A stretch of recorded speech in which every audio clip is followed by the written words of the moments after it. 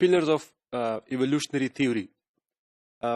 We have a long discussion in the previous modules on the theories of evolution, majorly on the Darwin theory of evolution, that is the theory of natural selection or descent with modification, and a little about the Lamarck theory, the Lamarckism. Now, we will highlight some of the basic pillars on which the theory of evolution basically rests, is the basic objective of this module. So going into the details of the pillars of the evolutionary theory, the pillars of evolutionary theory can be summed up into four major subclasses. For example, we can group them into four pillars. Those includes the number one pillar of the evolutionary theory is the population. The other pillar is the diversity. The third one is the hereditary, and the fourth one is the selection.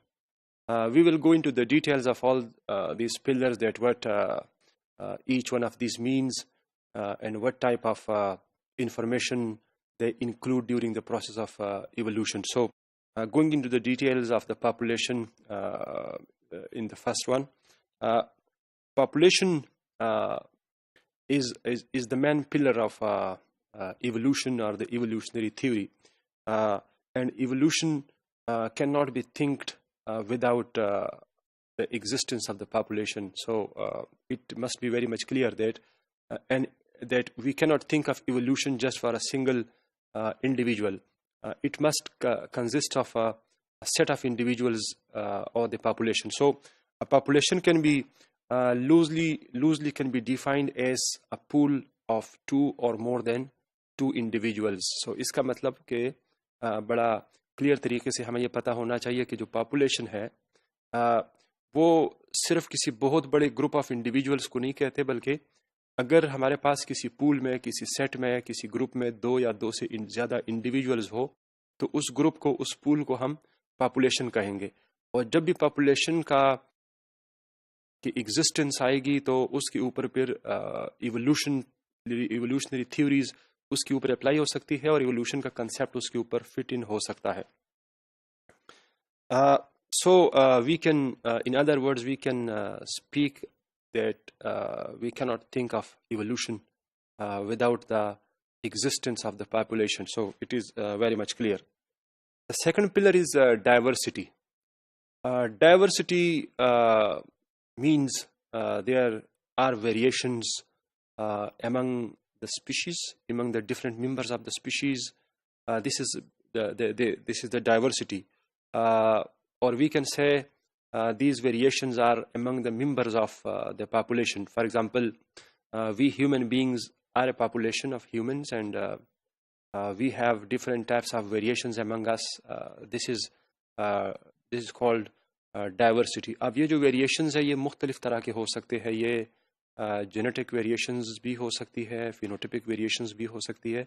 So we are not going into the details of what type of variations to be considered in the diversity, but in generally speaking, there are variations among the members, the group members of the population, and these are simply to be called diversity, because those members of the population vary among themselves up to some extent. There are some big variations may also be there, and there are some small variations, but up to some extent they vary from each other.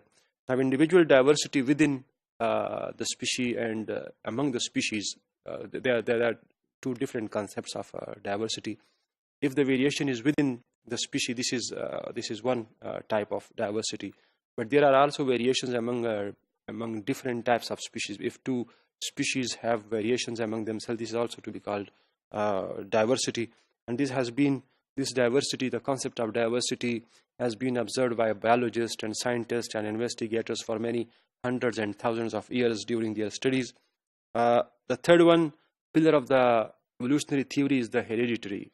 The hereditary indicates that individual characters can be transmitted from the parents to the offspring. So characters are transmitting from generation to generation. This is called hereditary, and this transmission is usually taking place through the process of reproduction, through the sexual reproduction. And this character of heredity was this concept of heredity was suggested somewhere in the 18th century by different researchers. The fourth pillar of the evolutionary theory is the selection operator, the selection. Selection means that nature is selecting the best individuals which are more suited, which are more fit for that changing environment. So if a population is producing a number of offspring, so it doesn't mean that all of them going to survive in that environment. Only some of them will be selected to survive in the future, in the coming future, while some others will be vanished out. So this is called selection. Natural selection is based on some properties, or there are some constraints which enforce this process of selection. There are different types of environmental constraints which delimit the survival ability of different individuals, and that's why only the best fit individuals can survive in that changing environment, or they can accept the challenges of these harsh environmental conditions. So the individual usually they cope with this situation by producing more number of offspring than the actually required one.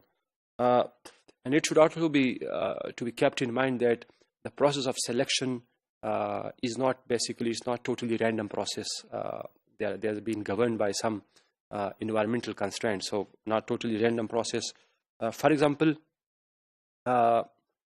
if we take an example with respect to food, an individual is going to produce, or an animal is going to produce his next generation, a number of individuals being produced. So only those offsprings can survive in that environment which are capable to get more and more food as compared to their counterparts or to their siblings. So they will have better chances of their survival as compared to the other one. So the most suited one will survive. So the nature is going to select only those individuals which are most fit with respect to the food gathering in this example.